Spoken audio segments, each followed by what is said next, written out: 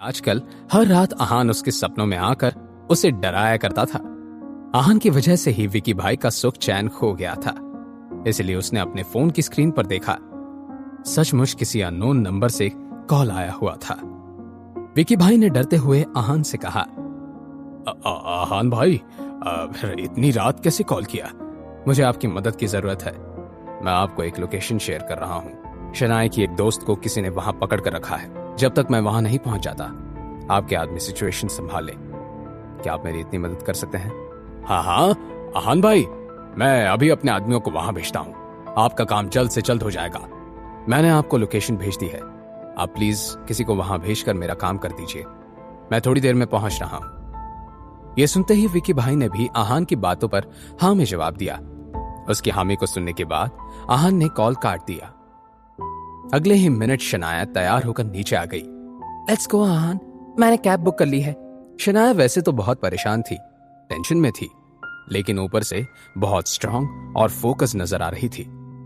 लेकिन इस वक्त रूपल की हालत बहुत बुरी थी। इस सब के बावजूद रूपल ने अब तक एक बार भी रजत चौधरी से अपना पीछा छोड़ने की ना रिक्वेस्ट की थी और ना ही उससे माफी मांगी थी।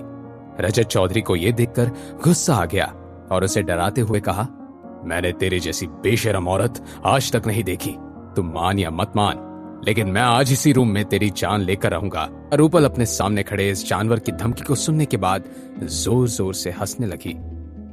ये देखने के बाद रजत चौधरी का मुंह गुस्से से लाल हो गया, लेकिन फिर भी उसने गहरी सांस लेकर रजत चौधरी को देखा और बिना डरे बोली, आज रात अगर मैं मर भी गई ना, फिर भी तुम्हें अपने मकसद में कामयाब नहीं होने दूंगी।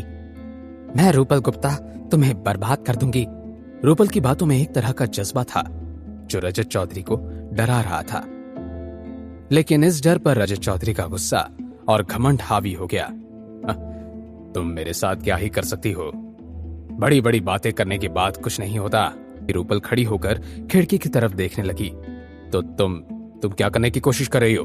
नीचे उतरो, नीचे उतरो। अगले ही पल जोर की आवाज आई। ये आवाज रूपल के नीचे गिरने की नहीं थी, लेकिन उस प्राइवेट रूम का दरवाजा टूटने की थी। जिन्होंने दरवाजा तोड़ा था वो और कोई नहीं, विकी भाई के आदमी थे। विकी भाई टूटे हुए दरवाजे से अंदर आया। अंदर आते ही उसने एक नजर घुमाकर शनाया की दोस्त को ढूंढा। एकदम से उसे खिड़की में कोई जख्मी लड़की खड़ी हुई नजर आई। ये वही लड़की जिसे उसने प्राइड होटल में देखा था। मिस रूपल, आप कौन है मिस्टर, और मेरी प्राइवेट रूम में क्या करने आए हैं? उसने अपने कदम रजत चौधरी की तरफ बढ़ाए और अपने जीन्स की पिछली साइड से एक गन निकाली।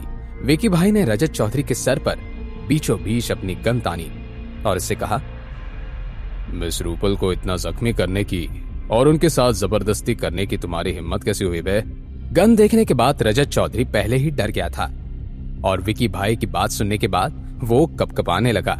रजत चौधरी ने फिर हकलाते हुए विकी भाई से पूछा, आप कौन हैं? देखिए, मुझसे गलती हो गई। मैं अभी मिस रूपल से माफी मांगता हूं। विकी भाई का काम ऑलमोस्ट पूरा हो गया था। उसने सोचा कि अब इस रजत चौधरी को यहां से भगा देते हैं, लेकिन तभी विकी भाई की नजर खिड़की में खड़ी रूपल की तरफ गई और उसने रूपल के चेहरे पर बने हुए चोट के निशान देखे।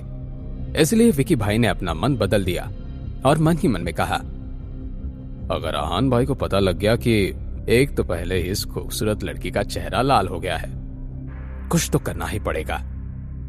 अब विकी भाई रजत चौधरी के साथ क्या करेगा? क्या रूपल को विकी भाई के यहां आने का सच पता चल जाएगा? आहान और शनाए के आने तक ये मामला किस हद तक पहुंचने वाला है? जानने के लिए देखिए अगला एपिसोड सिर्फ पॉकेट एफएम के YouTube चैनल पर, और सीक्रेट अमीरजादा के सारे एपिसोड्स को सुनने के लिए डिस्क्रिप्शन में दी हुई लिंक से डाउनलोड कीजिए पॉकेट एफएम ऐप।